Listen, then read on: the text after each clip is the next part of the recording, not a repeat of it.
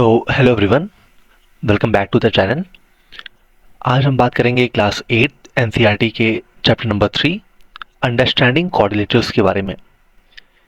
इस वीडियो में आपको कोऑर्डिनेटर्स के सारे बेसिक और टाइप्स कवर किए जाएंगे। तो बिना टाइम वेस्ट करते हुए चलिए शुरू करते हैं। तो कोऑर्डिनेटर समझने के पहले हम बात करते हैं पॉलीगन की। पॉलीगन क्या होता है? एक्चुअली जो कोऑर्डिनेटर है वो भी पॉलीगन का ही एक पार्ट है। बहुत सारे टाइप के पॉलीगन होते हैं। Polygon, poly stands for many, and gun का मतलब होता है GON, गन का मतलब होता है एंगल। तो पॉलीगन मतलब होता है कोई भी ऐसा फिगर जिसमें बहुत सारे एंगल्स हो। ये कोऑर्डिनेटर्स क्या होता है? कोऑर्डिनेटर तो सिर्फ चार साइड और चार एंगल से मिलकर बनता है। ये है कोऑर्डिनेटर। कोऑर्डिनेटर एक ऐसा फिगर है जिसमें चार साइड्स और चार एंगल होते हैं। ठीक, तो पहले हम बात करते हैं पॉलीगन को। पहले हम पॉलीगन को समझते हैं, उसके बाद हम आएंगे कोऑर्डिनेटर्स पे। तो पॉलीगन क्या होता है? A simple closed curve made up of only line segments is called polygon. तो पॉलीगन क्या होता है? एक सिंपल क्लोज्ड कर्व। तो सिंपल क्लोज कर्व से क्या समझे आप? कर्व क्या होता है? आप कोई भी प्लेन सरफेस मतलब आपकी जो नोटबुक है या जमीन है, ये सब प्लेन सरफेस के एग्जांपल है। तो इस पे आप पेंसिल रखिए और बनाना शुरू करिए। आप बिना, जो आपने ड्राइंग बनाई है, बिना उसको इंटरसेक्ट किए आप जो भी चीज करते हैं इसको बोलते हैं हम लोग कर्व। ठीक, अब जहां से आपने स्टार्ट किया था आप वहीं पे आके फिनिश करेंगे अगर, तो ये क्या हो गया? ये हो गया एक सिंपल क्लोज्ड कर्व। समझ गए? तो सिंपल क्लोज्ड कर्व क्या होता है? आप प्लेन सरफेस पे बिना पेंसिल उठाए या बिना लाइन को इंटरसेक्ट किए, जहां से आपने शुरू किया है आप वहीं पे आके खत्म करिए। तो ये क्या बन गया आपका? एक सिंपल क्लोज्ड कर्व बन गया। ठीक, जैसे ये फिगर आप देख सकते हैं। तो ये सिंपल क्लोज्ड कर्व नहीं है ना, ये है। क्यों? क्योंकि लाइन इंटरसेक्ट हो रही है यहाँ पे। ये आपने यहां से शुरू किया, आप यहां गए, इधर आए, फिर आपने इंटरसेक्ट किया और आपने यहां पे एंड किया। तो ये सारे एग्जांपल जो है ये सिंपल क्लोज्ड कर्व के नहीं है। ठीक, ये एग्जांपल जो है ये सिंपल क्लोज्ड कर्व है। आपने शुरू यहां से किया, यहां तक आए, फिर यहां गए, फिर यहां पे आए, फिर यहां गए। आपने कोई भी लाइन इंटरसेक्ट नहीं की है और जहां से आपने स्टार्ट किया था आप वहीं पे आके रुके। ठीक, तो ये क्या है? ये सारे किसके एग्जांपल है? ये सिंपल क्लोज्ड कर्व के एग्जांपल है। अब लाइन सेगमेंट क्या होती है? लाइन सेगमेंट, जो भी दो पॉइंट होता है हमारे पास, दो पॉइंट को कनेक्ट करने वाली एक लाइन, इसको कहते हैं लाइन सेगमेंट। एक लाइन क्या होती है? जो दो पॉइंट्स को या दो डॉट्स को कनेक्ट करती है उसे हम लाइन सेगमेंट कहते हैं। तो पॉलीगन क्या होता है? एक ऐसा सिंपल क्लोज्ड कर्व जो लाइन सेगमेंट से मिलके बना हो।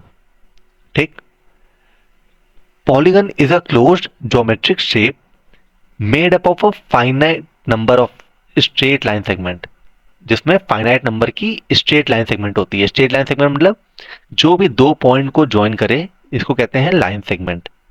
तो पॉलीगन क्या होता है? जिसमें फाइनाइट नंबर, इसमें आप, ये क्या है? ये भी एक पॉलीगन है। ठीक, नोन एज साइड और एजेस। अब जैसे ये है, एक एग्जांपल है ये।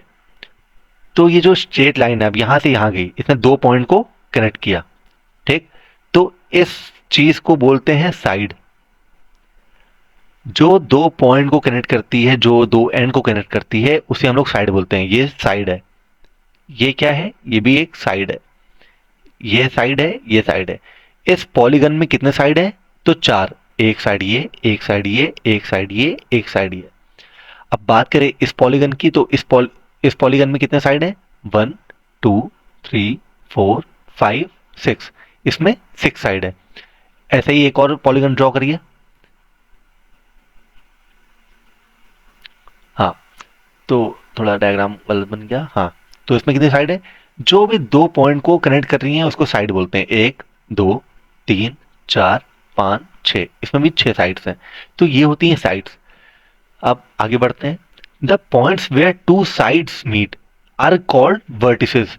अब एक ऐसा पॉइंट जहां पे दो साइड्स ज्वाइन हो रही हैं, मतलब ये जो पॉइंट होता है, एक साइड ये, एक साइड ये, यहां पे ज्वाइन हो रही हैं, तो इसको क्या बोलते हैं? इसको वर्टिसेस बोलते हैं। जैसे एक साइड ये, यहां पे एक, दो, तीन, चार, इस शेप में चार साइड्स हैं, एक ये, एक ये, एक ये और एक इधर वाली। ठीक, तो जहां पे भी दो साइड्स, एक साइड ये और एक साइड ये, जहां पे ये कनेक्ट हो रही है, इसको क्या बोलते हैं? वर्टिसेस। एक साइड ये और एक साइड ये, जहां कनेक्ट हो रही है, वर्टिसेस। तो मैं पूछूं अगर इस फिगर में, बीच वाली फिगर में कितने वर्टिसेस हैं, तो क्या कहेंगे? एक, दो, तीन, चार, चार वर्टिसेस है। तो होप वर्टिसेस क्या होती है आपको समझ में आ गया होगा। ठीक, कॉर्नर्स को ही वर्टिसेस बोलते हैं, जो कॉर्नर होते हैं उन्हीं को वर्टिसेस बोलते हैं। तो पॉलीगन क्या है? Various number of side. एक पॉलीगन में बहुत सारी साइड्स हो सकती हैं, लेकिन मिनिमम जो चाहिए साइड्स, वो कितनी चाहिए? तीन। अगर दो साइड्स होंगी, ये तो ये पॉलीगन नहीं है, क्योंकि ये क्लोज कर्व हुआ ही नहीं। जहां से आपने शुरू किया था, क्या आपने वहां पे एंड किया? नहीं। तो तीन साइड्स होनी चाहिए, और तीन साइड्स वाले पॉलीगन को क्या बोलते हैं हम लोग? ट्रायंगल। समझे? तो मिनिमम साइड्स कितनी चाहिए एक पॉलीगन के लिए? Three sides, one, two, three. तो इसको क्या बोलते हैं? ट्रायंगल बोलते हैं। The term polygon come from a Greek word. Polygon एक ग्रीक वर्ड से लिया गया है। पॉली मतलब होता है मैनी, और गन मतलब होता है एंगल। ये मैंने पहले ही बताया आपको। तो होप आपको समझ में आ गया होगा पॉलीगन क्या होता है। हमारे चैप्टर का नाम है अंडरस्टैंडिंग कॉर्डिलेटरल, लेकिन कॉर्डिलेटरल जो है वो पॉलीगन का ही एक टाइप है। पॉलीगन के बहुत सारे टाइप होते हैं, पॉलीगन बहुत सारे होते हैं। थ्री साइड्स वाला पॉलीगन को क्या कहते हैं? ट्रायंगल कहते हैं। फोर साइड्स वाले को, जिसमें फोर साइड्स होती हैं, उसी को क्वाड्रिलेटरल कहते हैं। तो क्वाड्रिलेटरल समझने के पहले हम पॉलीगन समझ रहे हैं। ठीक है, तो आगे बढ़ते हैं। अब कॉन्वेक्स और कॉनकेव पॉलीगन क्या होते हैं? तो कॉन्वेक्स पॉलीगन वो होते हैं जिनका इंटीरियर एंगल वो 180 से कम होता है। कोई भी इंटीरियर एंगल 180 से ज्यादा नहीं हो सकता। अब इंटीरियर और एक्सटीरियर एंगल क्या होते हैं, यहां पे हम ये समझते हैं। तो जैसे ये एक शेप है, एक ट्रायंगल मैं ड्रॉ करता हूं। ये मैंने एक ट्रायंगल ड्रॉ किया। ठीक, ये एंगल जो इसके अंदर का एंगल है, जहां दो ये वर्टिसेस, वर्टिसेस पे एंगल बनते हैं। ठीक, कॉर्नर पे क्या बनते हैं? एंगल बनते हैं। जहां पे दो साइड मीट हो रही हैं, उसको एंगल कहते हैं। जहां पे दो लाइन सेगमेंट इंटरसेक्ट करती हैं एक दूसरे को, वहां पे क्या बनता है? एंगल बनता है। ठीक, तो एक लाइन सेगमेंट ये है, एक लाइन सेगमेंट ये है। जहां पे ये लोग इंटरसेक्ट करेंगे, यहाँ पे क्या बनेगा? एंगल। तो ये क्या है? अभी मैंने ये जो ये ड्रॉ किया है, ये क्या है? ये इंटीरियर एंगल। इंटीरियर मतलब अंदर का एंगल है। बाहर का एंगल क्या होता है? उसी लाइन सेगमेंट को आप आगे तक बढ़ा दीजिए। ठीक, तो ये इंटीरियर एंगल है। और ये क्या हुआ? ये हुआ एक्सटीरियर एंगल। ये क्या है? ये एक्सटीरियर एंगल है। और ये क्या है? ये इंटीरियर एंगल है। आपको इधर का अगर एक्सटीरियर एंगल चाहिए, तो इस लाइन सेगमेंट को आप बढ़ा दीजिए। तो ये क्या है? एक्सटीरियर एंगल है। ये क्या है? एक्सटीरियर एंगल है। ठीक, इधर से इधर भी बढ़ाइए, तो ये क्या है? ये एक्सटीरियर एंगल है। ये इंटीरियर एंगल है। एक्सटीरियर मतलब बाहर का एंगल, और इंटीरियर मतलब अंदर का एंगल। तो कॉन्वेक्स पॉलीगन क्या होते हैं? कॉन्वेक्स पॉलीगन वो होते हैं जिनके जो इंटीरियर एंगल होते हैं वो 180 से छोटे ही होते हैं। ठीक, कोई भी ऐसा फिगर, जैसे ये फिगर आप देख सकते हैं, तो ये क्या है? ये स्ट्रेट लाइन जो होती है, स्ट्रेट लाइन पे बना एंगल कितना होता है? ये एंगल कितना होगा? ये हमेशा 180 होता है। ठीक, तो कॉन्वेक्स पॉलीगन क्या होते हैं? जिनका इंटीरियर एंगल लेस देन 180 होता है। Less than 180 degree interior angle. Interior angle. तो कॉन्वेक्स पॉलीगन क्या होते हैं? कॉन्वेक्स पॉलीगन वो होते हैं जिनके सारे इंटीरियर एंगल्स 180 से छोटे होते हैं। कोई भी इंटीरियर एंगल 180 से बड़ा नहीं हो सकता। जैसे इस शेप की बात करें, तो ये भी 180 से छोटा है, ये भी छोटा है, ये भी कम है, और ये भी कम है। ठीक, तो ये क्या है? कॉन्वेक्स पॉलीगन का एग्जाम्पल है। अब इस शेप की बात करें, ये कौन सा शेप है? 1 2 3 4 5 6 7 8। 8 शेप वाले को हम लोग ऑक्टागन कहते हैं। ठीक, 8 साइड वाले को हम लोग ऑक्टागन कहते हैं, 4 साइड्स वाले को क्या कहते हैं, क्वाड्रिलेटरल। तो ऑक्टागन है, तो ये एंगल जहां पे दो लाइन सेगमेंट इंटरसेक्ट कर रही है वहां पे एंगल बनता है, ये एंगल, इसमें 8 एंगल होंगे। ठीक, तो क्या कोई भी इंटीरियर एंगल 180 से बड़ा है? नहीं, सारे 180 से छोटे हैं। तो ये किसका एग्जाम्पल है? ये कॉन्वेक्स पॉलीगन का एग्जाम्पल है। कॉनकेव पॉलीगन क्या होता है? जिसमें एक इंटीरियर एंगल 180 से बड़ा होगा, जैसे ये वाला एंगल, ये 180 से बड़ा है। 180 का एंगल क्या होता है? Straight line. तो देखिए ये स्ट्रेट लाइन ये पीछे मुड़ी हुई है, ठीक, तो ये एंगल 180 से बड़ा है। इसकी बात करें तो ये जो एंगल बन रहा है ये 180 से बड़ा एंगल है। ये देखिए 180 से बड़ा एंगल है, ये 180 से बड़ा एंगल है। लाइन स्ट्रेट, मैंने ये लाइन सेगमेंट अगर स्ट्रेट ड्रॉ कर दी तो इतना होता है 180 ना। अब ये पीछे मुड़ रहा है तो ये 180 से बड़ा है। तो कॉनकेव पॉलीगन क्या होते हैं? जिसका एक कोई भी इंटीरियर एंगल 180 से बड़ा होगा, 180 से बड़ा होगा, इंटीरियर एंगल जो होगा वो 180 से बड़ा होगा, तो उसे क्या कहेंगे? Concave polygon. एक बहुत ही इंपॉर्टेंट चीज ये कि किसी भी एंगल, कोई भी, जैसे ये ट्रायंगल है तो इसका जो इंटीरियर एंगल होगा और जो एक्सटीरियर एंगल होगा, ये है एक्सटीरियर एंगल, ये है इंटीरियर एंगल, तो इंटीरियर एंगल, एंगल को इस शेप से डिनोट करते हैं, interior angle plus exterior angle, ये कितना होगा? ये हमेशा 180 डिग्री होगा। ठीक, ये बहुत ही इंपॉर्टेंट कॉन्सेप्ट है, ये अब ये आगे जब जैसे बढ़ेंगे हम लोग वीडियो में तो ये आपके काम आएगा। तो ये चीज याद रखनी है कि कोई भी एंगल है, कोई भी शेप है मान लीजिए हमारे पास, तो उसका जो इंटीरियर एंगल होता है और जो एक्सटीरियर एंगल होता है, दोनों को अगर सम करेंगे तो उसकी वैल्यू क्या होगी? 180 डिग्री। ठीक, मान लीजिए मैंने आपको एक एंगल दिया, एक्सटीरियर एंगल है 165 डिग्री, अगर एक्सटीरियर एंगल है, क्या है? Exterior angle. अगर आपको इंटीरियर एंगल बताना है तो क्या करेंगे आप 180 माइनस 165 करेंगे तो जो आंसर आएगा आपका 15 डिग्री, ये क्या होगा आपका? ये होगा इंटीरियर एंगल। ठीक, ये बहुत ही इंपॉर्टेंट कॉन्सेप्ट है, इसकी बात आगे करेंगे। तो अभी आपने क्या समझा? कॉन्वेक्स और कॉनकेव पॉलीगन क्या होता है? कॉन्वेक्स क्या होता है? जिसका कोई भी इंटीरियर एंगल 180 डिग्री से बड़ा ना हो उसे कॉन्वेक्स पॉलीगन कहते हैं, और जिसका कोई भी इंटीरियर एंगल 180 डिग्री से बड़ा हो उसे कॉनकेव पॉलीगन कहते हैं। ठीक, अब बात आती है रेगुलर और इरेगुलर पॉलीगन क्या होते हैं। तो एक रेगुलर पॉलीगन वो होता है जिसके जो एंगल होते हैं वो और जो साइड्स होती हैं वो दोनों ही इक्वल होते हैं। ठीक, और जिसके एंगल और साइड्स इक्वल नहीं होती हैं उन्हें इरेगुलर पॉलीगन कहते हैं। तो एग्जांपल समझते हैं, जैसे स्क्वायर, ये एक स्क्वायर है। ठीक, आपको पता होगा स्क्वायर की जो साइड्स होती हैं वो बराबर होती हैं, तो स्क्वायर क्या है? एक स्क्वायर है रेगुलर पॉलीगन। क्यों? इसकी सारी साइड्स 2, 3, 4, अगर ये 5 सेंटीमीटर होगी तो ये भी 5 सेंटीमीटर होगी, ये भी 5 सेंटीमीटर होगी, और ये भी 5 सेंटीमीटर होगी, और स्क्वायर के जितने भी एंगल होते हैं वो सारे कितने होते हैं? 90 डिग्री। ठीक, तो इसके सारे एंगल और सारी साइड्स इक्वल है, तो ये किसका एग्जाम्पल है? ये एग्जाम्पल है रेगुलर पॉलीगन का। किसका? रेगुलर पॉलीगन का। हम बार बार पॉलीगन बोल रहे हैं तो पॉलीगन समझना पड़ेगा आपको। पॉलीगन क्या होता है मैंने आपको बता रखा है, पॉलीगन मैनी एंगल्स। पॉलीगन एक ऐसा कोई भी फिगर जिसमें बहुत सारे एंगल हो।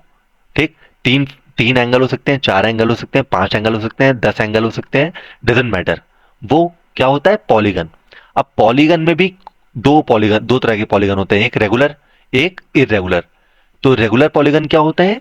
जिनके जितनी भी साइड्स हैं, अब ये पेंटागन है, पेंटागन किसको कहते हैं? जिसकी 5 साइड्स होती हैं, जिसकी 5 साइड होती है उसको कहते हैं पेंटागन।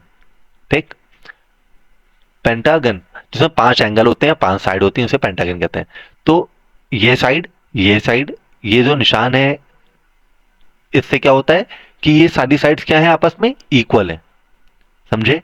एक इक्विलेटरल ट्रायंगल क्या होता है?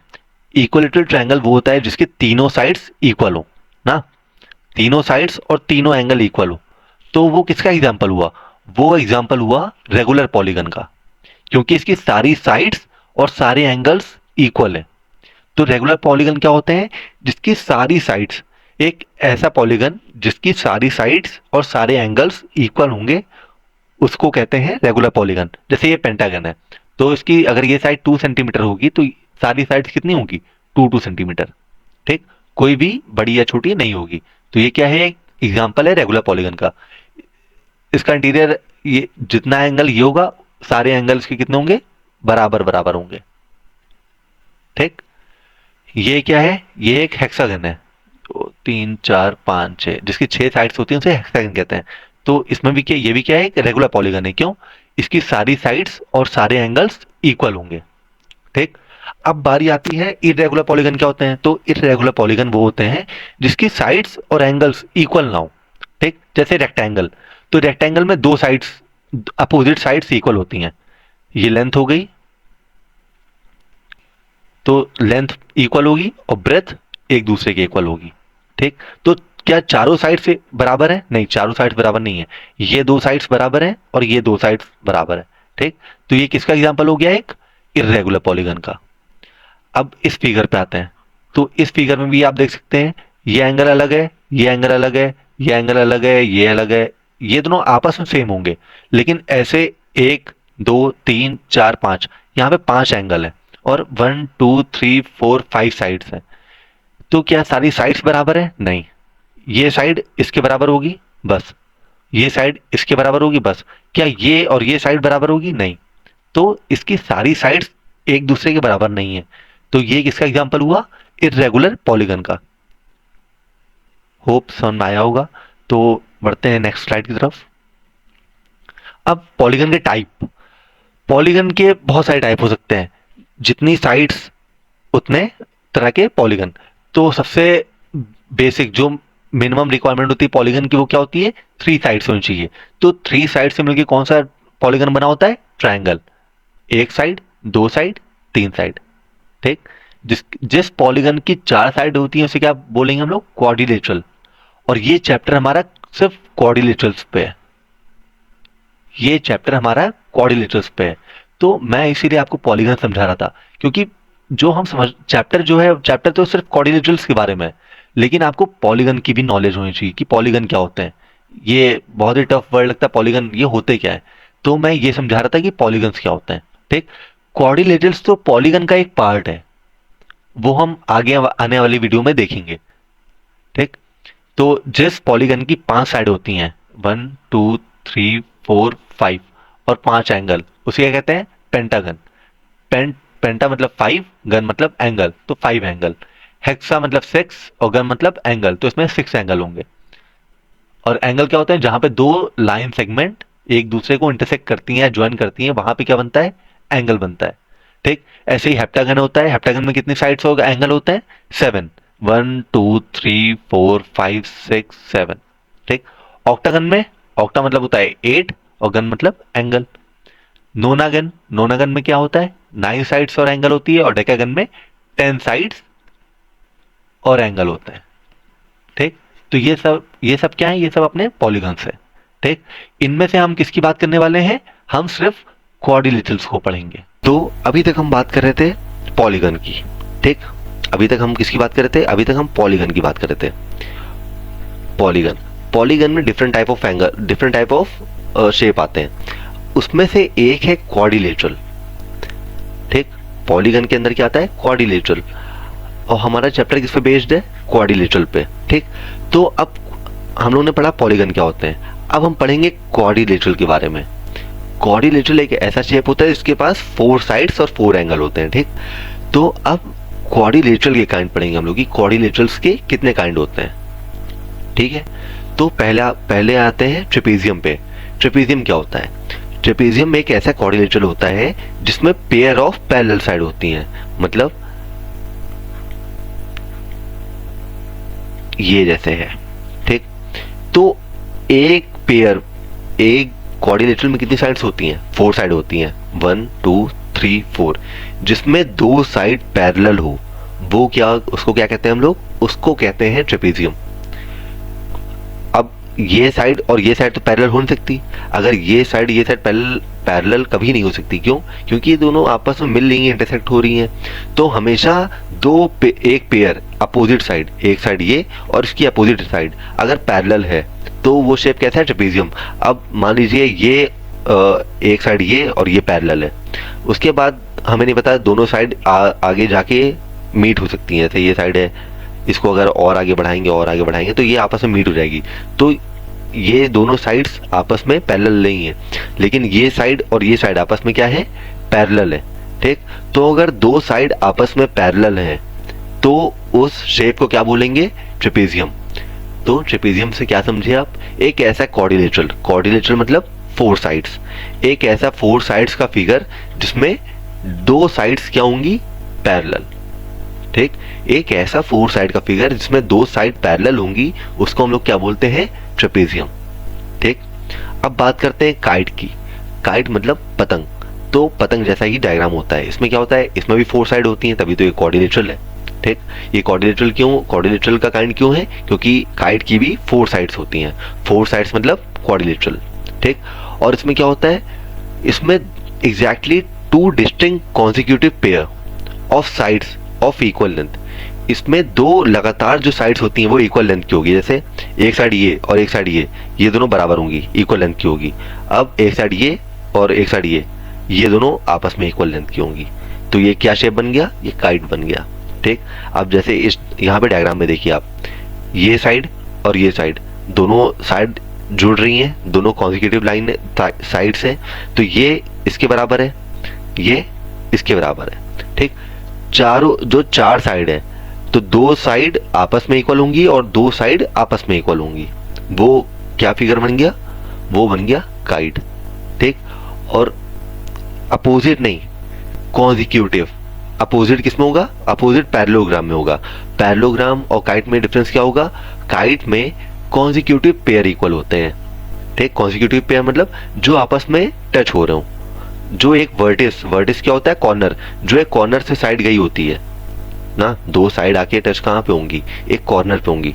तो ये दोनों साइड आपस में इक्वल होंगी और ये दोनों साइड भी कॉन्सिक्यूटिव हैं एक दूसरे के, और ये दोनों भी बराबर हैं। अब इस फिगर को देखते हैं हम। तो एक ये साइड ये दोनों इक्वल होंगी और ये साइड ये दोनों इक्वल होंगी आपस में। ये वाली साइड इसके इक्वल नहीं होगी ना, और ये वाली साइड इसके इक्वल नहीं होगी। पहले हम लेबल करते हैं। मान लीजिए ये ए है, ये बी है, ये सी है, ये डी है। इसमें क्या होगा? A B is equal to A D. A B और ए डी बराबर होगा और डी सी और बी सी बराबर होंगे।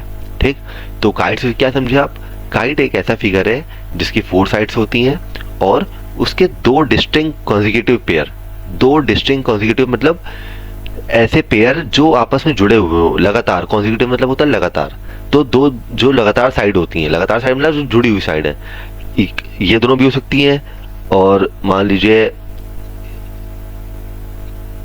ये अलग है साइड, ये अलग है, ये दोनों अलग है। तो अब इसके बराबर जो साइड होगी अगर, तो वो इससे जुड़ी हुई होगी ना। अगर ये 4 सेंटीमीटर है, ये 5 सेंटीमीटर है, तो अगर हमें काइट ड्रॉ करनी है तो हमें यहाँ से 5 सेंटीमीटर की ही लाइन बनानी पड़ेगी। यहाँ हम 4 सेंटीमीटर नहीं बना सकते। क्यों? फिर वो काइट नहीं बनेगा। तो यहाँ पे भी 5 सेंटीमीटर बनाएंगे आप, और यहाँ से जो लाइन ड्रॉ करेंगे साइड, ये 4 सेंटीमीटर होनी चाहिए, तभी ये फिगर क्या होगा? ये काइट फिगर होगा। ठीक, होप काइट क्या होता है आपको समझ में आ गया होगा। अब बात करते हैं पैरेललोग्राम की। तो पैरेललोग्राम क्या होता है? एक क्वाड्रिलेटरल जिसकी अपोजिट साइड्स पैरेलल भी होती हैं और इक्वल भी होती हैं। आपने पैरेलल चीज किसमें सीखी? ट्रेपेजियम में ना। इक्वल की बात कहाँ पे आई? इक्वल की बात आई काइट में।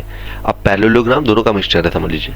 ठीक, इसमें अपोजिट साइड, जैसे इसको लेबल करते हैं ए बी सी डी। तो साइड ए बी जो होगी, साइड ए बी वो साइड सी डी के पैरेलल है। मतलब इन साइड्स को आप आगे तक जहां भी बढ़ा दीजिए, ये टच नहीं होंगी आपस में। पैरेलल मतलब यही तो होता है कि कोई भी दो लाइन सेगमेंट है उनको आप इनफाइनाइट तक अगर आगे बढ़ा भी दीजिए तब भी वो कभी एक दूसरे को टच नहीं करेंगी।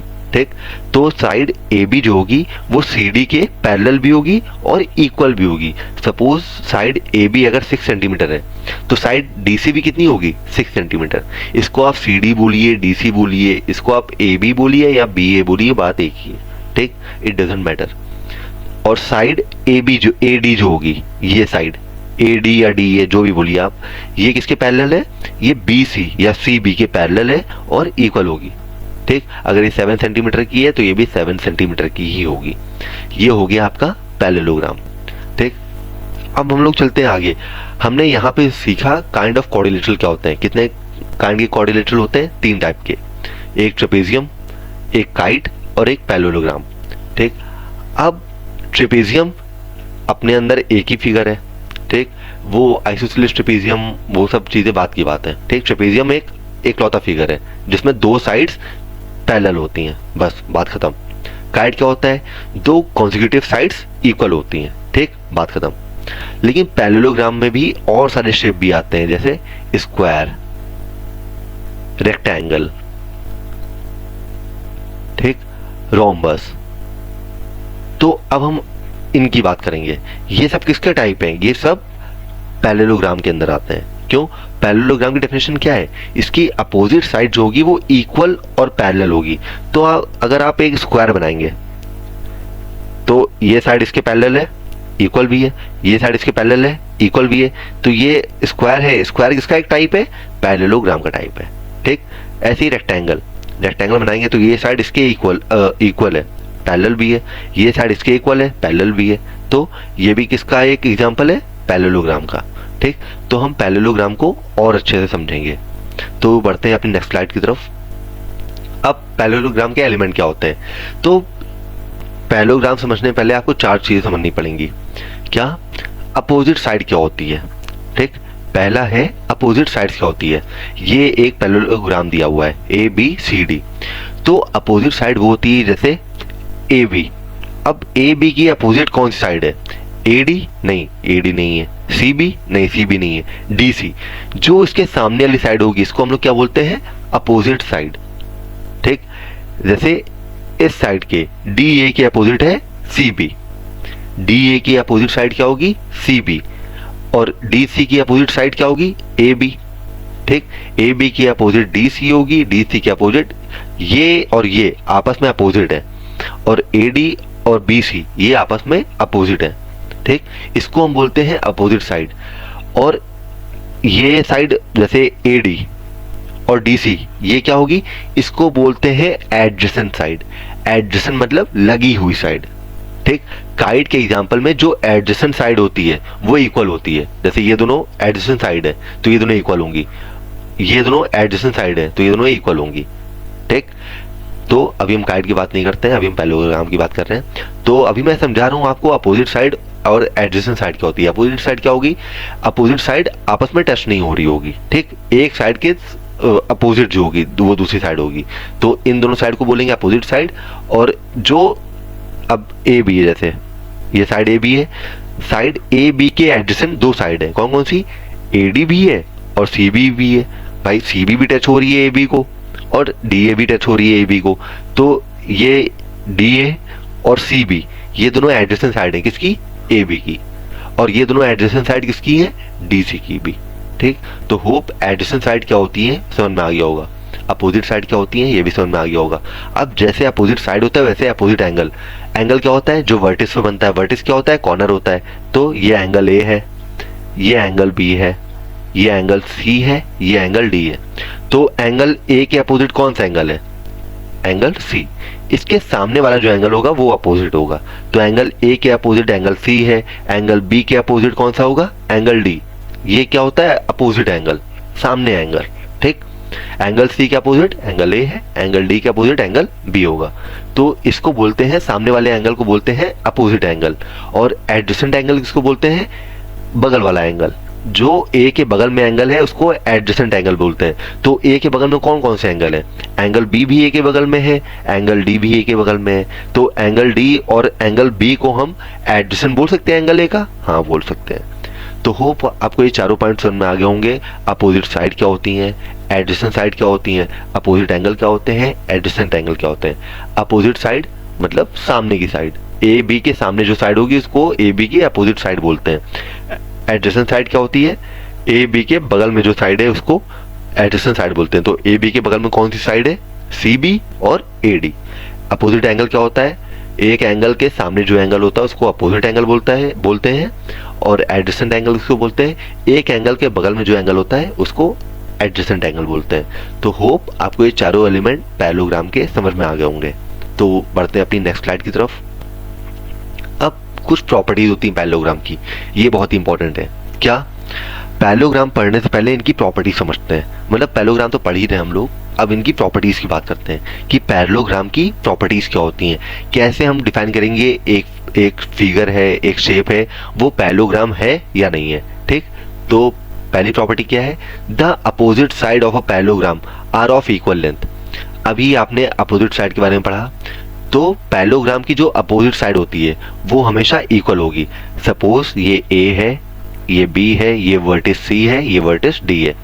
तो ए बी ये साइड है, साइड ए बी किसकी इक्वल होगी, साइड सी डी के। आप इसको सी डी भी लिख सकते हैं, डी सी भी लिख सकते हैं, आपकी मर्जी। इसको आप ए बी या बी ए कुछ भी लिख सकते हैं, वो आपकी मर्जी है। ठीक, तो ए बी या बी ए किसके इक्वल होगा, सी डी या डी सी के। ठीक, ये साइड इसके इक्वल होगी, कहने का मतलब ये है। और ये side D A, side D A या ए डी किसके इक्वल होगी, सी बी के। किसके इक्वल होगी, सी बी के या बी सी के।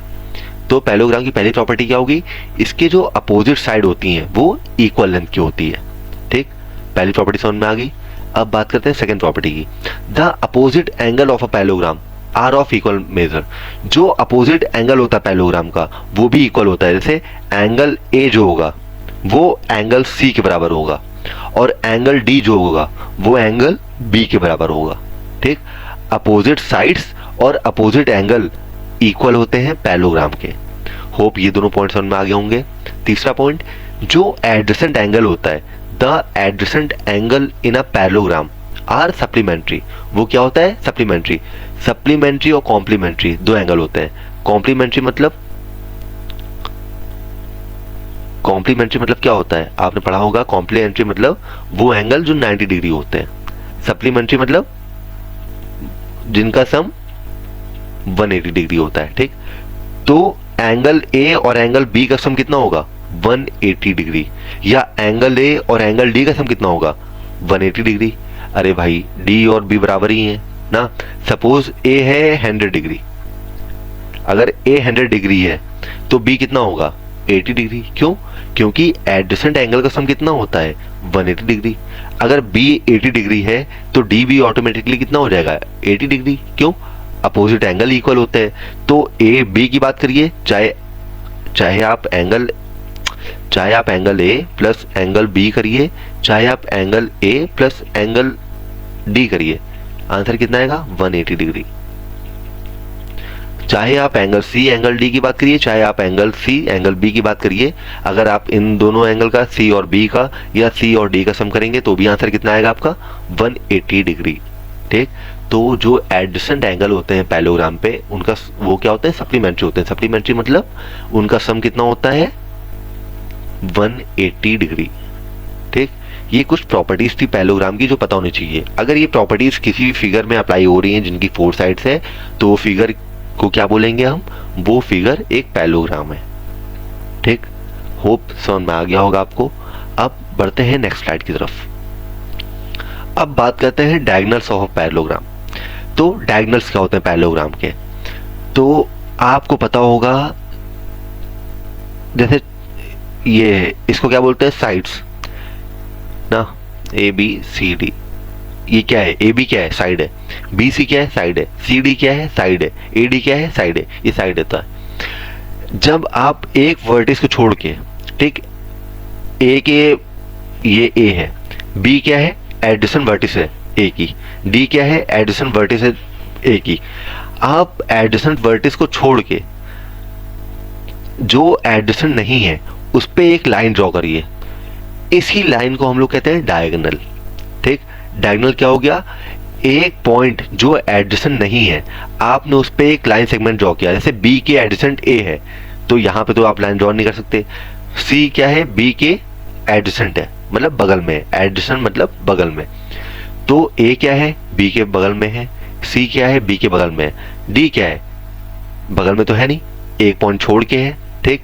तो बी से डी तक आपने एक लाइन ड्रॉ की, तो ये लाइन क्या होगी, ये डायगोनल हो गई, ठीक। तो डायगोनल प्रॉपर्टी क्या होती है पैरेललोग्राम की, डायगोनल क्या होते हैं, जो पैरेललोग्राम के डायगोनल होते हैं, जैसे ये एक पैरेललोग्राम है मान लीजिए, ठीक। तो एक कितने डायगोनल होंगे, इसमें 2 ही डायगोनल होंगे। आप तीसरा डायगोनल बना सकते हैं क्या, इसमें नहीं बना सकते। ये डायगोनल एक दूसरे को बाइसेक्ट करते हैं। बाइसेक्ट मतलब क्या होता है, एक होता है वर्ड इंटरसेक्ट, इंटरसेक्ट मतलब होता है काटना, बाइसेक्ट मतलब भी होता है काटना, लेकिन बाइसेक्ट मतलब होता है बराबर से काटना। जैसे जब इन्होंने यहाँ पे काटा, तो ये जो साइड है वो इसके बराबर होगा, और ये जो साइड है वो इसके बराबर होगा, समझे। जैसे इस फिगर को देखिए आप, तो एक डायगोनल है DB और एक डायगोनल है AC। अगर एक पैरेललोग्राम के 2 डायगोनल हैं, है नहीं वो तो मतलब पैरेललोग्राम के 2 डायगोनल होंगे ही, अगर ये O पे बाइसेक्ट कर रहे हैं, तो जो ये साइड होगी 2, ये 1 के इक्वल होगी, मतलब ये लेंथ AO क्या होगी, OC के इक्वल होगी, और BO क्या होगी, BO OD के इक्वल होगी। समझ के मैं कहना चाह रहा हूं, जो पैरेललोग्राम के डायगोनल्स होते हैं, डायगोनल्स क्या होते हैं, एक ऐसी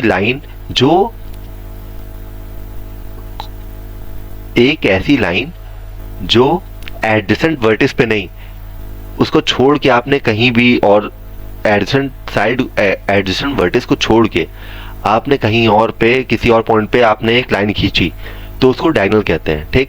तो पैरेललोग्राम में कितने डायगोनल होते हैं, 2 डायगोनल होते हैं, तो वो एक दूसरे को बाइसेक्ट करते हैं। बाइसेक्ट मतलब इक्वल लेंथ में काटते हैं। सपोज करिए ये ABCD ये एक पैरेललोग्राम है, ठीक। A से C तक ये क्या है, ये डायगोनल होगा। D से B तक ये भी एक डायगोनल होगा। मान लीजिए ये लोग O पे इंटरसेक्ट कर रहे हैं, इंटरसेक्ट या बाइसेक्ट कुछ भी बोलिए आप। अगर ये लोग O पे इंटरसेक्ट कर रहे हैं, तो A से O तक की जो लेंथ होगी, वो O से C तक की जो लेंथ होगी उसके बराबर होगी। मान लीजिए इतना 3 सेंटीमीटर है, या A से लेके O तक अगर 3 सेंटीमीटर है, तो O से लेके C तक भी 3 सेंटीमीटर ही होगा। D से लेके B तक अगर 4 सेंटीमीटर है, तो D से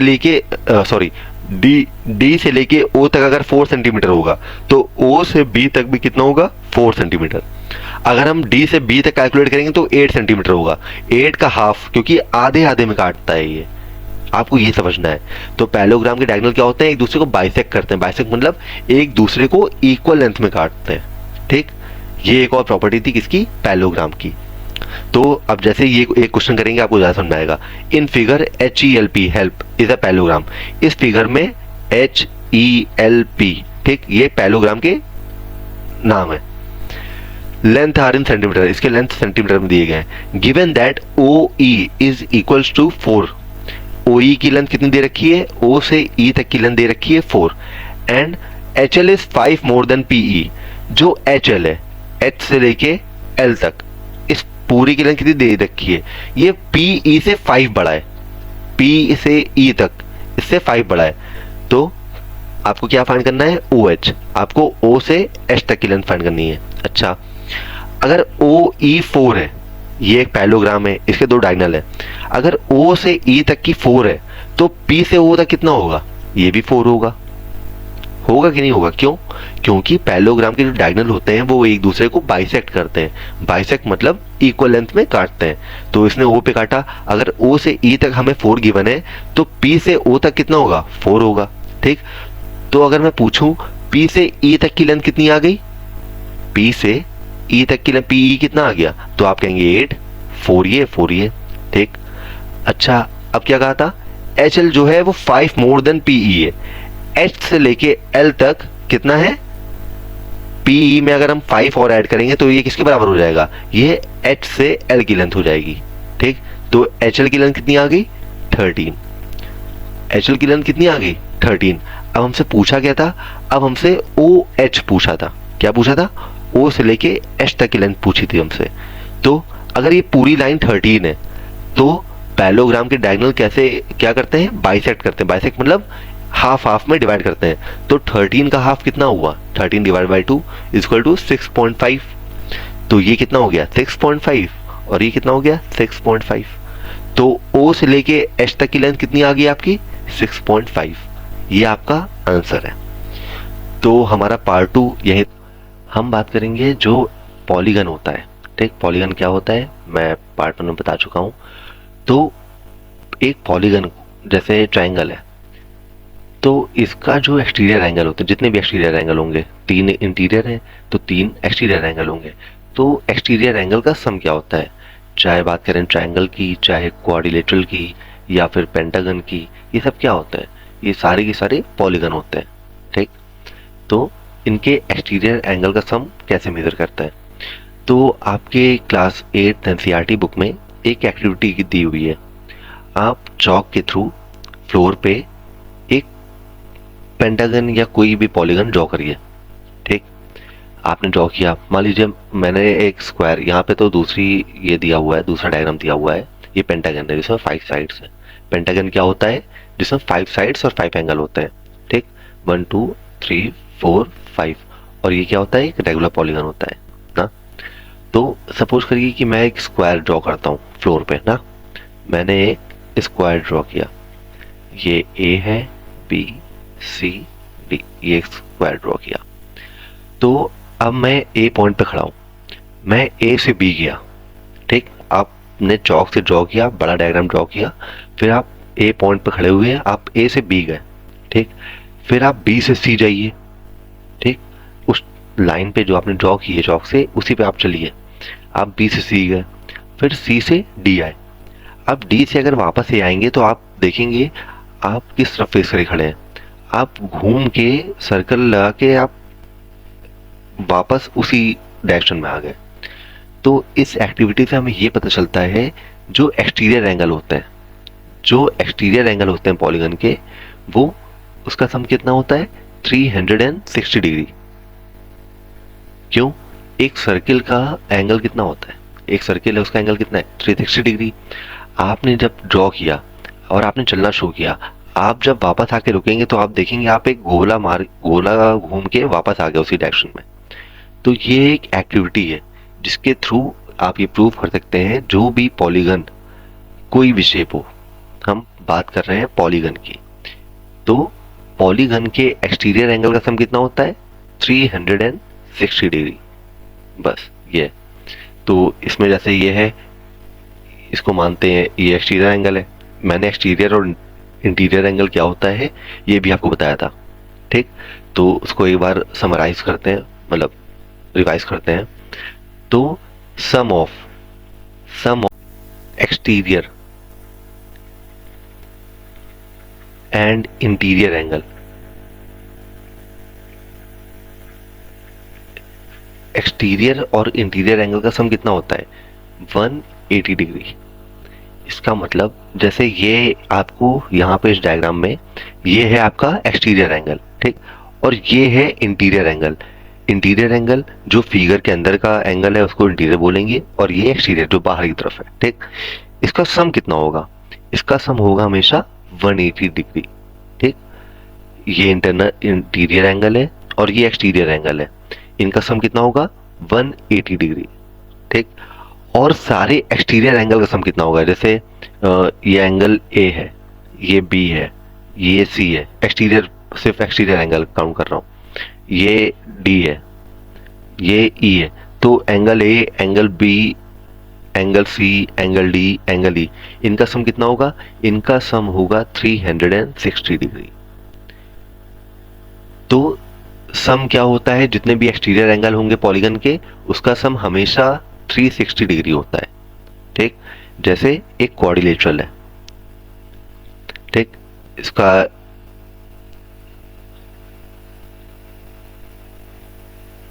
एक एक्सटीरियर एंगल ये, एक ये, एक ये, एक ये, तो जो इसके एक्सटीरियर एंगल का सम होगा वो कितना होगा 360 डिग्री। बस आपको ये समझना है। ठीक, तो पहला टॉपिक था हमारा कि हम sum of the measure of the exterior angle कैसे फाइंड करते हैं किसी भी पॉलीगन का। तो सिंपल सी बात है, अगर एक पॉलीगन है उसके जितने भी एक्सटीरियर एंगल होंगे उसका सम कितना होगा 360 डिग्री। तो चलिए कुछ क्वेश्चन करते हैं, उससे चीज़ें ज़्यादा क्लियर होंगी। तो पहला क्वेश्चन है फाइंड मेजर ऑफ एक्स। इस डायग्राम में आपको एक्स की वैल्यू फाइंड करनी है। ठीक, ये क्या है, ये शेप क्या है, ये शेप एक क्वाड्रिलेटरल है। क्वाड्रिलेटरल मतलब क्या होता है, वो फिगर जिसकी 4 साइड्स होती हैं। ठीक, क्वाड्रिलेटरल क्या होता है, जिसकी 4 साइड्स होती हैं, तो ये क्वाड्रिलेटरल है। ठीक, क्वाड्रिलेटरल क्या होता है, पॉलीगन का एक पार्ट होता है। पॉलीगन का एक पार्ट होता है क्वाड्रिलेटरल। ट्रायंगल, क्वाड्रिलेटरल, पेंटागन, ये सब क्या होते हैं, ये सब पॉलीगन के पार्ट होते हैं। ठीक, तो ये पॉलीगन भी है और क्वाड्रिलेटरल भी है। समझ गए? तो हमें एक्स की वैल्यू फाइंड करनी है। अभी मैंने पीछे आपको बताया जितने भी एक्सटीरियर एंगल होते हैं उसका सम कितना होता है 360 डिग्री। ठीक, तो इसका एक एक्सटीरियर एंगल है 90, दूसरा है 50, तीसरा है 110, चौथा आपको फाइंड करना है। तो 90 degree plus 50 degree plus 110 degree plus x अगर करेंगे हम तो हमारा आंसर कितना आना चाहिए 360 डिग्री। तो बहुत ईजी हो गया ये तो। 110 plus 90 200 plus 50 250 degree plus x is equals to 360 degree. अब हमने पहले भी ये चीज़ें डिस्कस की हैं। 250 आपका LHS में है, राइट हैंड साइड आएगा तो x की वैल्यू क्या हो जाएगी 360 माइनस 250 डिग्री। आंसर क्या हो गया, आंसर आ गया आपका 110 डिग्री, सॉरी 110 डिग्री। ठीक, तो x की वैल्यू क्या आ गई 110 डिग्री। ठीक, ये था हमारा पहला क्वेश्चन। होप आपको समझ में आया होगा। तो बढ़ते हैं अपने नेक्स्ट क्वेश्चन की तरफ। Find the number of sides of a regular polygon whose each exterior angle has a measure of 45 degree. इसमें आपको कहा गया है आपको पॉलीगन के साइड्स नहीं पता है, कितने भी साइड का पॉलीगन हो सकता है आपको नहीं पता, लेकिन आपको क्वेश्चन में क्या दिया गया है एक्सटीरियर एंगल, एक एक्सटीरियर एंगल दिया गया है और रेगुलर पॉलीगन है। तो रेगुलर पॉलीगन में क्या होता है, सारे एंगल और सारी साइड्स इक्वल होती हैं। ठीक, तो अगर एक एक्सटीरियर एंगल 45 डिग्री है तो सारे एक्सटीरियर एंगल 45 डिग्री होंगे ना। तो हम क्या करते हैं ऐसे टाइप के क्वेश्चन में, हमें 360 को, भाई सम ऑफ ऑल एक्सटीरियर एंगल कितना होता है 360 डिग्री, इसको अगर मैं डिवाइड कर दूं 45 से, ठीक, तो ऐसे कितने एंगल मिलेंगे हमें, एक एंगल 45 डिग्री है, दो एंगल होंगे तो 90 डिग्री होगा। तो ऐसे ही 360 को अगर हम 45 से डिवाइड करेंगे तो आंसर क्या आएगा 45 8 360 डिग्री। ठीक, तो नंबर ऑफ साइड्स कितनी हो गई 8। ठीक, आप चाहे तो ट्राई कर सकते हैं। ऑक्टागन, इस पॉलीगन का नाम क्या होगा ऑक्टागन। क्यों, 8 साइड्स वाले पॉलीगन को क्या बोलते हैं हम लोग ऑक्टागन। आप ड्रॉ करके 1 2 3 4 5 6 7 8, तो ऐसा कुछ डायग्राम बनेगा। इसका एक्सटीरियर एंगल आपको कितना दिया गया है 45 डिग्री, एक 45 होगा तो 45 अगर एक एंगल 45 हुआ तो रेगुलर पॉलीगन है, तो रेगुलर पॉलीगन में क्या होता है सारे एंगल बराबर होते हैं। ठीक, तो 45 इंटू 8 करेंगे आपका आंसर कितना आ जाएगा 360 डिग्री। और आपको पता है कि एक्सटीरियर एंगल का सम कितना होता है किसी भी पॉलीगन में 360, तो प्रूव हो जाएगा। अगर आपको एक एक्सटीरियर एंगल दिया गया है रेगुलर पॉलीगन का तो आपको 360 से अगर आप उसी एंगल को डिवाइड करेंगे तो नंबर ऑफ साइड्स आपकी आ जाएंगी 45 8 360। ठीक, तो बढ़ते हैं अपने नेक्स्ट क्वेश्चन की तरफ। How many sides does a regular polygon have if each of its interior angle is 165। अब यहाँ पे आपको एक्सटीरियर एंगल दिया हुआ था, यहाँ पे इंटीरियर एंगल मैंने पार्ट 1 में भी अच्छे से बताया आपको और पार्ट 2 में भी अभी बताया कि interior angle plus exterior angle, interior angle plus exterior angle कितना होता है 180। आपको इंटीरियर एंगल कितना दिया है 165, इंटीरियर कितना दिया है 165 डिग्री, प्लस एक्सटीरियर एंगल को अगर x मान लें तो इसकी वैल्यू कितनी होनी चाहिए 180 डिग्री। तो यहां से x की वैल्यू कितनी आ गई अपनी, x की वैल्यू आ गई 180 degree minus 165 degree is equal to 15 degree. तो यहाँ पे एक्सटीरियर एंगल कितना आ गया 15 डिग्री, और ये रेगुलर पॉलीगन है तो जितने भी इंटीरियर एंगल होंगे, अगर एक इंटीरियर एंगल 165 डिग्री है तो सारे इंटीरियर एंगल कितने होंगे 165 डिग्री ही होंगे। ठीक, तो अब हम लोग नंबर ऑफ साइड्स कैसे निकालते हैं, 360 डिवाइडेड बाई 15 डिग्री। 15 डिग्री क्यों, क्योंकि 360 क्या है, ये sum of all the exterior angle है। ये क्या है, sum of all exterior angle. ठीक, इसको अगर हम एक एक्सटीरियर एंगल से डिवाइड करेंगे तो नंबर ऑफ एक्सटीरियर एंगल आ जाएंगे, और जितने नंबर ऑफ एक्सटीरियर एंगल होंगे उतनी साइड्स होंगी। तो 360 डिवाइडेड बाई 15 कितना हो गया, 15 2 30, 15 4 60, कितनी साइड्स आ जाएंगी 24 साइड्स। इस पॉलीगन में कितनी साइड होंगी, आंसर क्या होगा अपना, आंसर होगा 24 साइड्स। तो होप ये बेसिक क्वेश्चन थे, आपको समझ में आ गया होगा। मैंने सारे कॉन्सेप्ट पार्ट 1 में करा रखे हैं। पॉलीगन क्या होते हैं, रेगुलर पॉलीगन क्या होते हैं, इरेगुलर पॉलीगन क्या होते हैं, सब कुछ मैंने पार्ट 1 में बता रखा है। पार्ट 2 में मैंने क्वेश्चन कराए हैं और आपको सम ऑफ एक्सटीरियर एंगल बताया है। तो होप आपको ये तीनों क्वेश्चन समझ में आए होंगे। हम क्वेश्चन पे आते हैं, तो चलिए शुरू करते हैं। तो हमारा पहला क्वेश्चन है, कंसीडर द फॉलोइंग पैलोग्राम। ठीक, आपको जो ये तीनों इमेज दिख रही है इनको मानना है कि ये पैलोग्राम है। ठीक, उसके बाद आपको एक्स वाई और जेड की वैल्यू निकालनी है। तो पहले पैलोग्राम की हम 3 इंपॉर्टेंट प्रॉपर्टी के बारे में बात करते हैं, जो मैंने पहले अपने लेक्चर में बता रखी है, लेकिन ये क्वेश्चन करने के लिए आपको तीनों प्रॉपर्टी की नॉलेज होनी चाहिए। तो पहली प्रॉपर्टी क्या है, पहली प्रॉपर्टी है अपोजिट एंगल जो होते हैं, पैलोग्राम के जो अपोजिट एंगल होते हैं वो क्या होते हैं, इक्वल होते हैं। ठीक, दूसरी प्रॉपर्टी क्या होती है, जो पैलोग्राम की अपोजिट साइड होती है, अपोजिट साइड वो भी क्या होती है, वो भी इक्वल होती है, पैरेलल भी होती है, इक्वल भी होती है। ठीक, पैरेलल भी होती है। और तीसरी प्रॉपर्टी क्या है, जो एडजेसेंट एंगल होते हैं, एडजेसेंट मतलब बगल के एंगल, जो एक एंगल मान लीजिए ये है तो इसके बगल वाला जो एंगल होगा ये, तो इन दोनों एंगल का सम कितना होता है, एडजेसेंट एंगल का सम कितना होता है, एडजेसेंट एंगल का सम कितना होता है 180 डिग्री। एडजेसेंट एंगल क्या होते हैं, सप्लीमेंट्री होते हैं। तो पैरेललोग्राम की आपको ये 3 प्रॉपर्टी पता होनी चाहिए।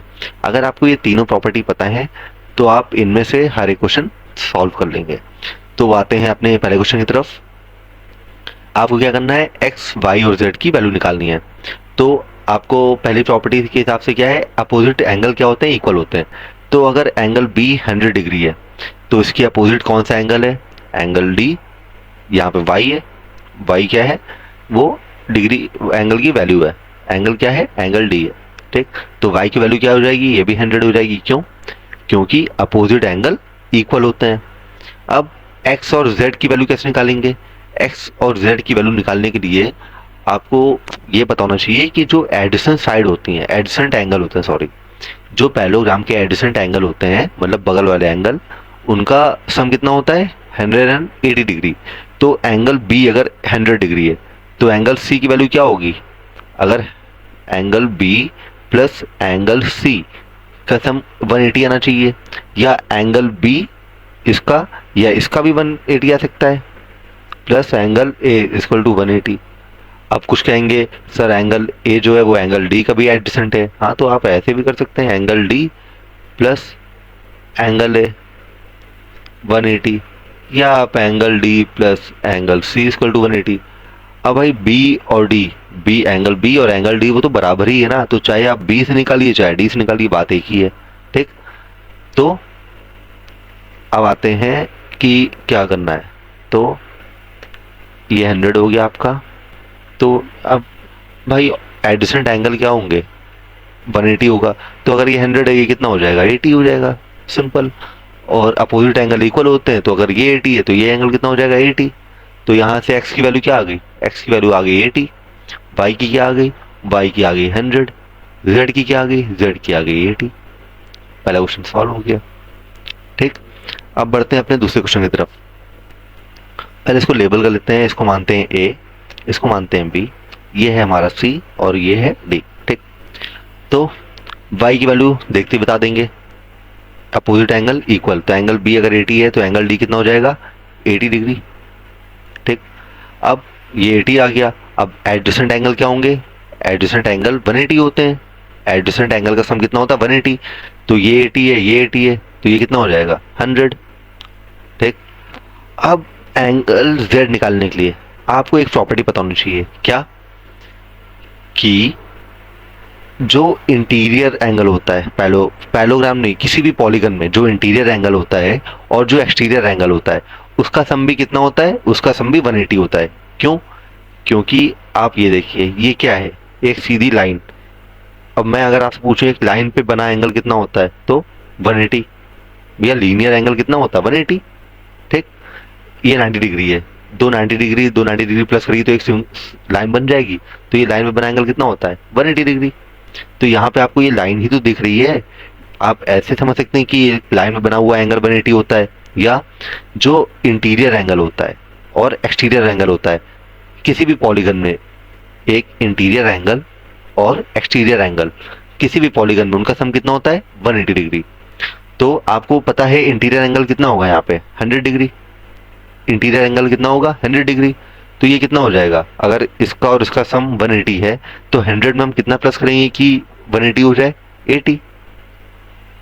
तो इस क्वेश्चन में z की वैल्यू क्या आ गई 80, y की वैल्यू क्या आ गई 80, x की वैल्यू क्या आ गई 100। ठीक, तो होप आपको ये दोनों क्वेश्चन समझ में आए होंगे। अब बढ़ते हैं अपने तीसरे क्वेश्चन की तरफ। तो तीसरे क्वेश्चन में है, तो क्वेश्चन में क्या है, अभी इन दोनों क्वेश्चन में हमसे साइड्स एंगल पूछे गए थे। अब तीसरे क्वेश्चन में हमसे पूछी गई है साइड, तो साइड की भी प्रॉपर्टी पता होगी आपको कि अपोजिट साइड्स जो होती हैं पैलोग्राम की वो इक्वल होती हैं। तो अगर s से n तक की वैल्यू आपको दी गई है 26, तो g से u तक की वैल्यू भी क्या हो जाएगी 26, क्योंकि अपोजिट साइड्स इक्वल होती हैं। तो क्या हम लिख सकते हैं 3y minus 1 is equal to 26? हाँ बिल्कुल लिख सकते हैं, क्योंकि ये साइड g से u और s से n इक्वल होगी, तो इसकी वैल्यू 3y माइनस 1 की वैल्यू कितनी होगी 26 होगी। अब GS, ये साइड है GS, ये साइड है UN या NU, कुछ भी बोलिए आप। तो 3, ये साइड है 3x और ये कितनी है 18, तो क्या 3x की वैल्यू 18 होगी? हाँ होगी, 3x की वैल्यू कितनी होगी 18। तो यहाँ से हम y और x की वैल्यू निकाल लेंगे, कैसे, 1 यहाँ पे LHS में है, इसको RHS में लेके आएंगे तो क्या हो जाएगा +1 हो जाएगा। तो लिख सकते हैं हम लोग 3y is equals to 26 plus 1, 3y is equals to 27।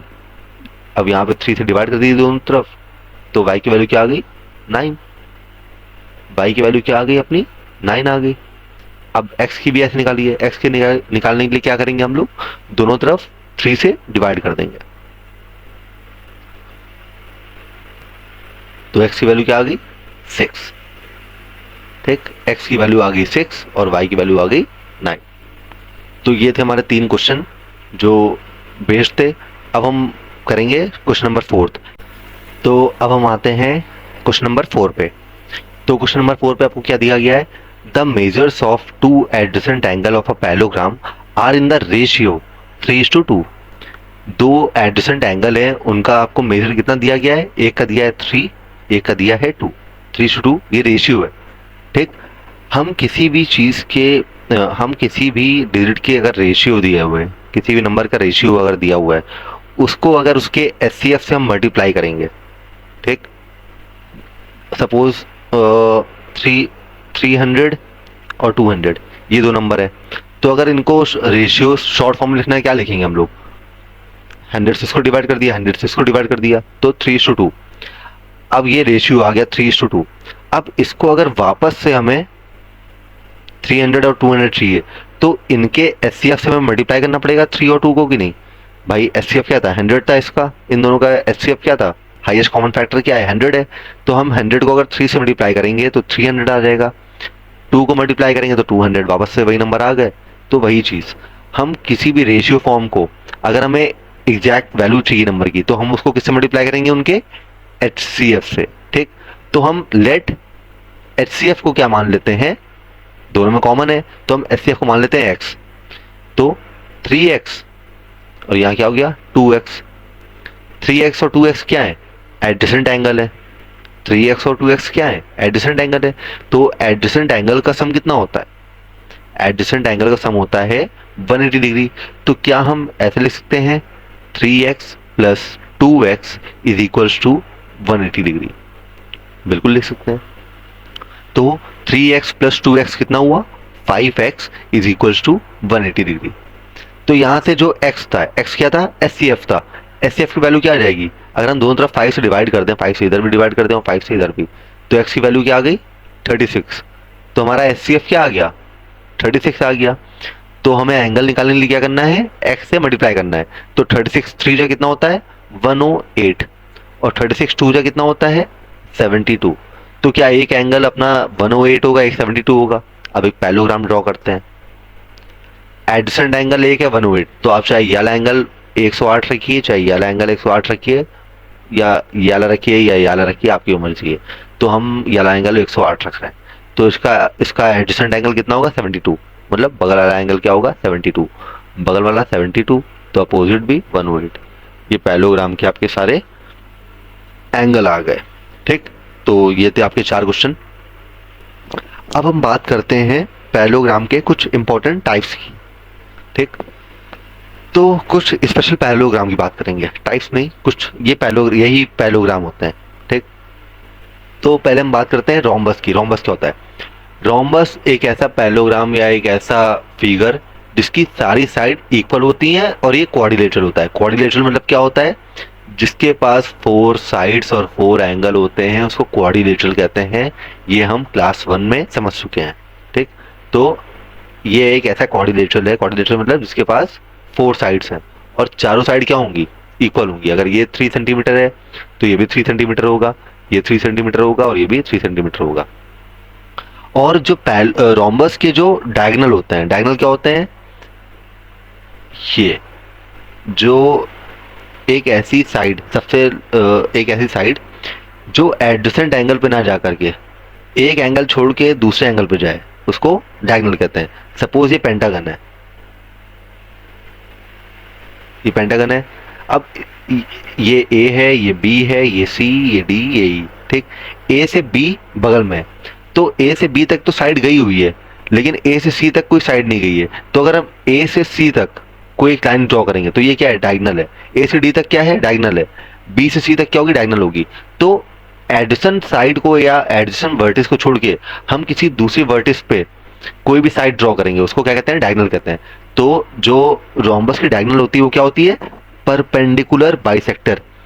अब यहाँ पे आपको परपेंडिकुलर बाइसेक्टर, अभी तक आपने समझा बाइसेक्टर क्या होता है। बाइसेक्टर क्या होता है, सपोज ये लाइन है 6 सेंटीमीटर की, कितनी 6 सेंटीमीटर की। तो एक लाइन ने इसको काटा और ऐसा काटा कि इधर भी 3 है इधर भी 3 है, मतलब इक्वल पार्ट में काटा। तो इस लाइन को क्या कहते हैं हम लोग, बाइसेक्टर कहते हैं। क्या कहते हैं, बाइसेक्टर। वो लाइन जो एक लाइन को इक्वल पार्ट में काटे उसे हम लोग क्या कहते हैं, बाइसेक्टर कहते हैं। अब जरूरी नहीं है कि इसने काटा तो ये एंगल 90 डिग्री हो, ये कितने भी डिग्री का हो सकता है, लेकिन ये एंगल और ये एंगल बराबर होगा ना। तो परपेंडिकुलर बाइसेक्टर वो होता है, सपोज ये ही लाइन थी, ठीक। ये लाइन है 6 सेंटीमीटर की, एक लाइन ने काटा लेकिन लाइन ने बाइसेक्ट किया 6 सेंटीमीटर की लाइन थी, इसने इसको बाइसेक्ट किया आधे आधे में, ठीक। और ऐसा बाइसेक्ट किया कि 90 डिग्री पे किया, मतलब जो एंगल बनेगा वो 90 डिग्री बनेगा। तो ऐसे बाइसेक्टर को क्या कहते हैं, परपेंडिकुलर बाइसेक्टर, ठीक। यहाँ पे एंगल 90 डिग्री नहीं था, अगर यहाँ पे भी एंगल 90 डिग्री होता तो ऐसा ये साइन होता है। तो ये इसको क्या कहते हैं, परपेंडिकुलर बाइसेक्टर। तो रोम्बस का जो डायगोनल होता है वो क्या होता है, परपेंडिकुलर बाइसेक्टर, मतलब ये सारे एंगल 90 डिग्री के होंगे, ठीक। तो ये बात थी रोम्बस की। अब बात करते हैं रेक्टेंगल की। रेक्टेंगल आपको पता होगा, अपोजिट साइड्स क्या होती हैं, इक्वल होती हैं। ये ब्रेथ होगी और ये लेंथ होगी, तो लेंथ के बराबर होगी और ब्रेथ के बराबर होगी, ठीक। तो ब्रेथ के अपोजिट ब्रेथ होगी, तो अपोजिट साइड्स क्या होती हैं, इक्वल होती हैं।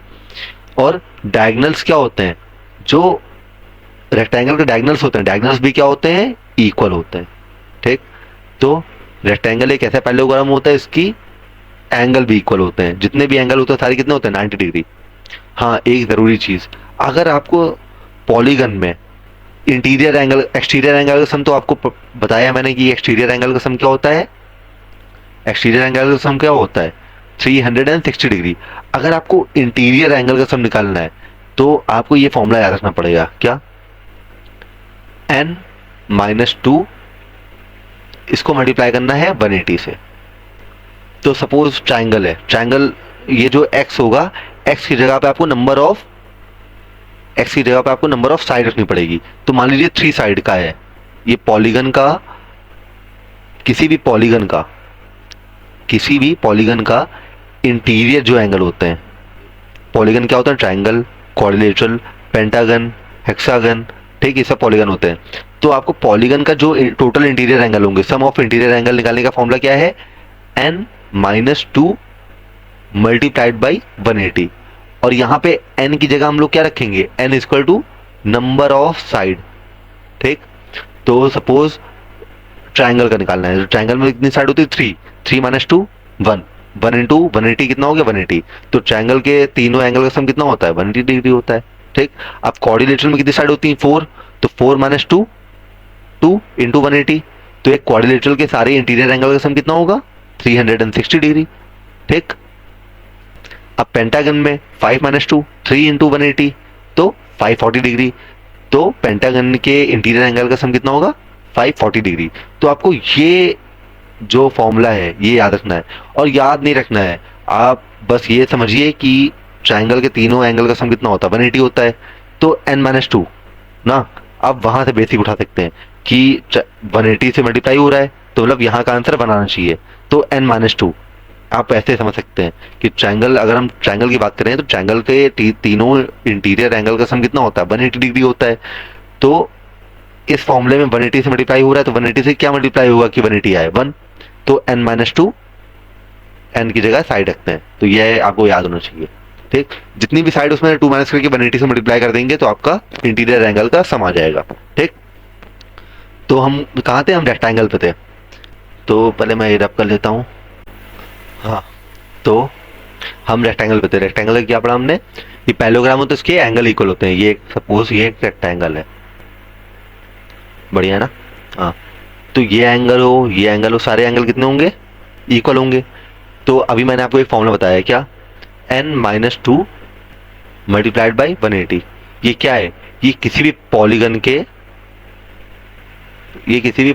के इंटीरियर एंगल निकालने का फॉर्मूला है, सम ऑफ इंटीरियर एंगल, कि जो अंदर के एंगल होंगे इनका सम कितना होगा। तो ये क्या है, क्वाड्रिलेटरल है, कितनी साइड है, ये 4 साइड है। तो n की जगह पे हम क्या रखेंगे, साइड। तो 4 माइनस 2 इक्वल टू 2 इंटू 180, कितना आ गया, 360। अगर ये 360 इनका सम होगा, इन चारों एंगल का सम कितना है, 360 है। अब 360 होगा 4 से डिवाइड करेंगे कितना आएगा, 90। तो 90 90 90 90। रेक्टेंगल के सारे एंगल कितने होते हैं, 90 डिग्री के होते हैं, सारे एंगल इक्वल होते हैं, ठीक। डायगोनल क्या होते हैं, रेक्टेंगल के इक्वल लेंथ के होते हैं। जो रेक्टेंगल के डायगोनल होते हैं वो भी इक्वल लेंथ के होते हैं। लेकिन डायगोनल जो होते हैं परपेंडिकुलर बाइसेक्टर नहीं होते, रोम्बस में परपेंडिकुलर बाइसेक्टर होते हैं, इसमें बाइसेक्ट करते हैं। ये चीज ऐसे बाइसेक्ट कर रहे होंगे, लेकिन ये 90 डिग्री एंगल बना रहे होंगे, ये कंफर्म नहीं है, ये नहीं बना ही नहीं रहे होंगे, ठीक। इसके जो डायगोनल होते हैं वो 90 डिग्री का एंगल बना रहे होते हैं जब बाइसेक्ट कर रहे होते हैं, ठीक। इसके भी हाफ में बाइसेक्ट, ये 6, मान लीजिए ये 6 सेंटीमीटर की लाइन है, तो ये 3 सेंटीमीटर और 3 सेंटीमीटर में डिवाइड तो करेगा, लेकिन 90 डिग्री का एंगल नहीं बनाएगा डिवाइड करते समय। आपको ये समझना है बाइसेक्टर और परपेंडिकुलर बाइसेक्टर में। तो रेक्टेंगल के जो डायगोनल होते हैं वो इक्वल तो होते हैं और बाइसेक्ट भी करते हैं, लेकिन परपेंडिकुलर बाइसेक्ट नहीं करते हैं, ठीक। 90 डिग्री का एंगल नहीं बनाते हैं। अब बारी आती है स्क्वायर की। स्क्वायर क्या होता है, स्क्वायर एक रेक्टेंगल ही होता है, रेक्टेंगल होता है, हाँ, लेकिन साइड्स इक्वल होती हैं। मतलब रेक्टेंगल की सारी प्रॉपर्टी नहीं, एक रेक्टेंगल की तरह होता है, बस ये क्या है, ये भी 90 डिग्री, ये भी 90 डिग्री, 90, सारे एंगल भी बराबर होते हैं, सारी साइड्स भी बराबर होती हैं। रोम्बस और स्क्वायर सेम होते हैं, सारे रोम्बस क्या होते हैं, स्क्वायर होते हैं। क्यों? जो भी रोम्बस की प्रॉपर्टी है वो स्क्वायर की भी प्रॉपर्टी है, साइड्स इक्वल होती हैं, दोनों में साइड इक्वल होती हैं, ठीक। दोनों के डायगोनल क्या होते हैं? Perpendicular bisector. इसके डायगोनल क्या होते हैं? परपेंडिकुलर बाइसेक्टर होते हैं, ठीक। लेकिन रोम्बस और स्क्वायर में अंतर क्या है? रोम्बस के हर एंगल 90 डिग्री नहीं होते, ठीक। ये रोम्बस है तो ये एंगल सारे एंगल 90 डिग्री नहीं होंगे, लेकिन स्क्वायर के सारे एंगल कितने होते हैं? 90 डिग्री होते हैं, ठीक। तो रोम्बस और स्क्वायर में ये डिफरेंस है। बाकी स्क्वायर की प्रॉपर्टी क्या है? सारी साइड्स इक्वल होती हैं, सारे एंगल इक्वल होते हैं, और जो इसके डायगोनल होते हैं वो परपेंडिकुलर बाइसेक्टर होते हैं, ठीक। ये 3 प्रॉपर्टी हैं स्क्वायर की। होप आपको पैरेललोग्राम क्या होते हैं, कुछ स्पेशल टाइप के पैरेललोग्राम, ये भी आपको समझ में आए होंगे। आपको रोम्बस, रेक्टेंगल और स्क्वायर क्या होते हैं ये समझ में आए होंगे। तो हमने क्या सीखा? तो अब हमारा ये जो अंडरस्टैंडिंग कोऑर्डिनेशन चैप्टर है ये हो रहा है फिनिश। तो इस चैप्टर में हमने क्या बात की? पैरेललोग्राम की बात की। पैरेललोग्राम क्या होता है? एक ऐसा कोऑर्डिनेटर जिसमें अपोजिट जो अपोजिट साइड्स होती हैं वो पैरेलल और इक्वल होती हैं, ठीक। वो पैरेललोग्राम होता है। अपोजिट साइड्स क्या होती हैं? पैरेलल भी होंगी, एक दूसरे के पैरेलल होंगी, जो आगे जाके कभी इनफाइनाइट तक आप ड्रॉ कर दीजिए, मीट नहीं करेंगी, और इक्वल भी होती हैं, तो वो पैरेललोग्राम होता है, ठीक। अपोजिट साइड्स क्या होती हैं? इक्वल होती है। प्रॉपर्टी क्या होती है इनकी? अपोजिट साइड्स इक्वल होती हैं, अपोजिट एंगल भी इक्वल होते हैं, और डायगोनल क्या होते हैं? बाइसेक्ट करते हैं। रोम्बस एक parallelogram with sides of equal length, जिसकी सारी साइड इक्वल लेंथ की होती है, वो क्या होता है? रोम्बस। उसकी प्रॉपर्टीज क्या होती हैं? All the properties of parallelogram. Parallelogram की जितनी भी प्रॉपर्टी हैं वो सारी प्रॉपर्टी रोम्बस में इंक्लूडेड है। लेकिन बस एक और चीज क्या है कि डायगोनल जो होते हैं वो परपेंडिकुलर बाइसेक्टर होते हैं, ठीक। पैरेललोग्राम में क्या डायगोनल बाइसेक्ट करते हैं, लेकिन रोम्बस में क्या करते हैं? परपेंडिकुलर बाइसेक्ट करते हैं, 90 डिग्री पे बाइसेक्ट करते हैं, ठीक। रेक्टेंगल भी अभी हमने पढ़ा। पैरेललोग्राम होता है जिसमें राइट एंगल होता है, मतलब सारे एंगल 90 डिग्री होते हैं। एक ऐसा पैरेललोग्राम जिसके सारे एंगल कितने होते हैं? सारे इंटीरियर एंगल 90 डिग्री और एक्सटीरियर भी 90 होंगे। तो all the properties of parallelogram, जो भी पैरेललोग्राम की प्रॉपर्टी होगी वो रेक्टेंगल की प्रॉपर्टी होगी, ठीक। उसके अलावा each of the angle is right angle, जो भी एंगल होंगे वो 90 डिग्री होंगे, ठीक। डायगोनल क्या होंगे? डायगोनल भी इक्वल होते हैं, ठीक। अपोजिट साइड्स क्या होती हैं? पैरेलल भी होंगी और इक्वल भी होंगी। अब स्क्वायर, एक रेक्टेंगल जिसकी सारी साइड इक्वल हो वो स्क्वायर है, ठीक। तो स्क्वायर के जो डायगोनल होंगे वो भी इक्वल होंगे, हर एंगल 90 डिग्री पे भी होगा, और सारी साइड्स इक्वल भी होंगी। जो भी प्रॉपर्टी होती है पैरेललोग्राम की, रोम्बस की, रेक्टेंगल की, सारी प्रॉपर्टी स्क्वायर में मिल जाएंगी आपको। काइट हमने पहले पढ़ा था। काइट क्या होता है? काइट एक कोऑर्डिनेटर होता है जिसकी 2 पेयर इक्वल, जो कॉन्जिक्यूटिव साइड होती हैं दोनों पेयर की वो इक्वल होती हैं। जैसे यहां से हम ड्रॉ करते हैं, अगर ये 4 है तो आपको इसके बगल में भी 4 सेंटीमीटर की ही साइड बनानी पड़ेगी। अगर आपने ये 5 बना दिया तो आपको यहाँ पे 4 बनाना पड़ेगा, और ये कितना हो जाएगा? 5। तो 2 कंसेक्यूटिव साइड जो होती हैं, एक पेयर जो होता है, एक पेयर ये हो गया, एक पेयर ये, तो दोनों पेयर क्या होता है? आपस में इक्वल होगा। तो ये काइट का होता है। तो the diagonals are perpendicular to one another, जो काइट के डायगोनल होते हैं वो क्या होते हैं? परपेंडिकुलर होते हैं। One of the diagonal bisect the other, एक डायगोनल क्या होता है? एक डायगोनल दूसरे को बाइसेक्ट करता है। सपोज ये है, दोनों एक दूसरे को बाइसेक्ट नहीं करते। ये वाला जो डायगोनल होगा, जो ये वर्टिकल डायगोनल है, ये हॉरिजॉन्टल को बाइसेक्ट कर रहा है यहाँ पे, ठीक। अब ये हॉरिजॉन्टल वाला वर्टिकल को नहीं बाइसेक्ट कर रहा है, क्यों? क्योंकि वर्टिकल वाला यहाँ पे ऊपर छोटा है, यहाँ पे बड़ा है, तो बाइसेक्ट नहीं कर रहा है। तो एक डायगोनल दूसरे को, सिर्फ एक डायगोनल ही दूसरे को बाइसेक्ट करता है, दोनों आपस में बाइसेक्ट नहीं करते। लेकिन रोम्बस में और स्क्वायर में क्या है? यहाँ पे ये दोनों क्या करते हैं? बाइसेक्ट करते हैं दोनों एक दूसरे को, ठीक। एक्स बनता है मान लीजिए, तो ये भी 3 होगा, ये भी 3 होगा, ये भी 3 होगा, ये भी 3 होगा, ठीक। ये है डिफरेंस। तो होप ये सारी चीजें आपको समझ में आई होंगी। तो अब हमारा चैप्टर खत्म होता है, अंडरस्टैंडिंग कोऑर्डिनेटर्स। चैनल को सब्सक्राइब नहीं किया अभी तक तो सब्सक्राइब कर लीजिएगा, और लाइक कर दीजिएगा, शेयर कर दीजिएगा। चलिए, थैंक यू।